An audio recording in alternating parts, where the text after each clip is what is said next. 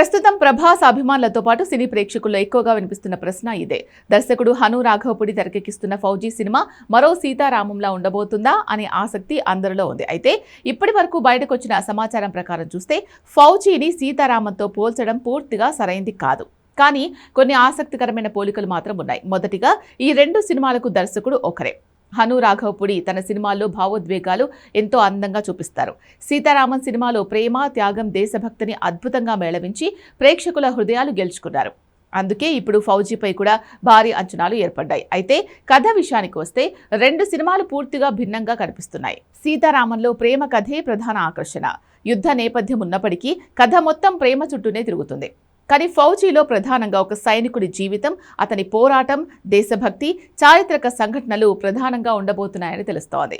ఈ సినిమా స్వాతంత్రానికి ముందు 1940ల కాలం నేపథ్యంలో సాగుతోందని సమాచారం. బ్రిటిష్ పాలనలో జరిగిన సంఘటనలు, ఒక ధైర్యవంతమైన సైనికుడి ప్రయాణం, అతని జీవితంలో ఎదురయ్యే సవాళ్లు కథలో కీలకంగా ఉండే అవకాశం ఉంది.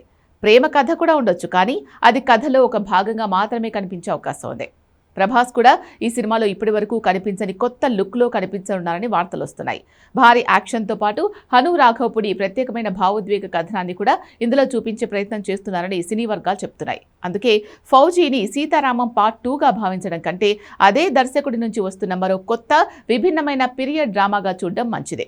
విజువల్స్, భావోద్వేగాలు, సంగీతం విషయంలో సీతారామం గుర్తుకు రావచ్చు, కానీ కథ, పాత్రలు, సినిమా టోన్ మాత్రం పూర్తిగా కొత్తగా ఉండే అవకాశమే ఎక్కువ. మొత్తానికి ఫౌజీ మరో సీతారామం అవుతుందా లేదా అనే ప్రశ్నకు ఇప్పుడే సమాధానం చెప్పడం కష్టం. అయితే హను రాఘవపుడి దర్శకత్వం, ప్రభాస్ నటన, పీరియడ్ బ్యాక్డ్రాప్ కలిసి ప్రేక్షకులకు ఒక ప్రత్యేకమైన సినీ అనుభూతి అందిస్తాయనే నమ్మకం మాత్రం బలంగా ఉంది. సినిమా విడుదలైన తర్వాతే అది సీతారామ స్థాయిలో ప్రేక్షకుల మనసులు గెలుచుకుంటుందా లేక తనకంటూ కొత్త చరిత్ర సృష్టిస్తుందా అనేది తేలుతుంది.